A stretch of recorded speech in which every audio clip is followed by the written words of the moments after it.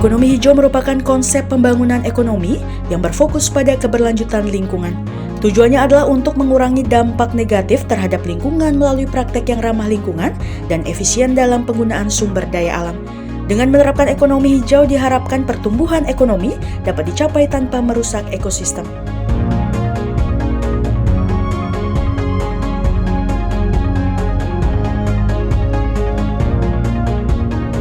Bank Indonesia memiliki peran strategis dalam mendukung ekonomi hijau. Sebagai bank sentral, Bank Indonesia dapat mengimplementasikan kebijakan moneter yang mendorong investasi dalam proyek-proyek hijau.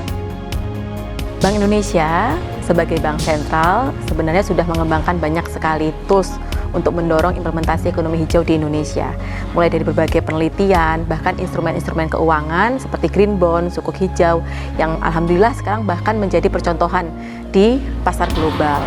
Awal mulanya kenapa BI kemudian concern sekali terkait dengan implementasi ekonomi hijau adalah dampak dari perubahan iklim ekstrim ini, lalu pemanasan global yang pada akhirnya bisa mengganggu suplai dari pangan, kemudian bisa mempengaruhi harga pangan atau kita sering sebut inflasi ya.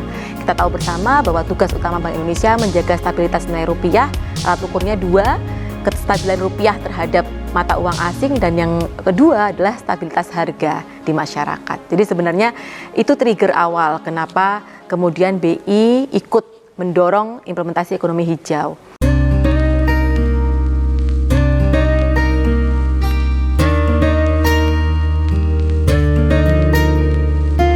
Kalau kita bicara Nusa Tenggara Barat, ini kan daerah yang sering disebut tetesan surga ya. Banyak sekali kekayaan alam yang dimiliki oleh Nusa Tenggara Barat.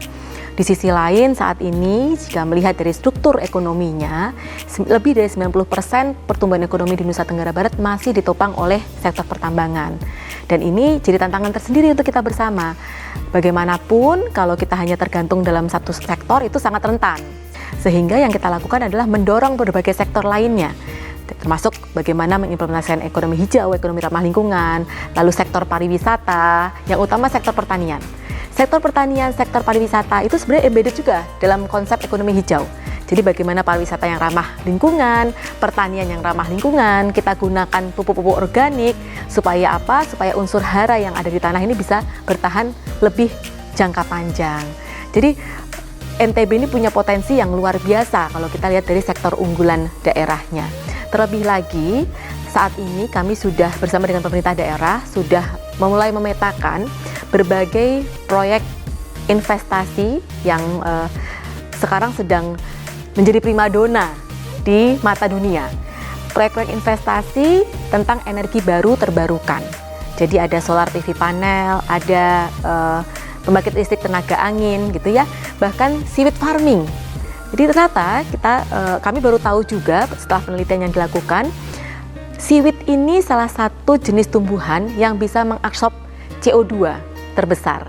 Jadi memang luar biasa sekali potensi rumput laut, apalagi di NTB, baik Pulau Lombok maupun Sumbawa, banyak sekali teluk-teluk. Dan di teluk itulah banyak sekali ekosistem rumput laut yang hidup di sana.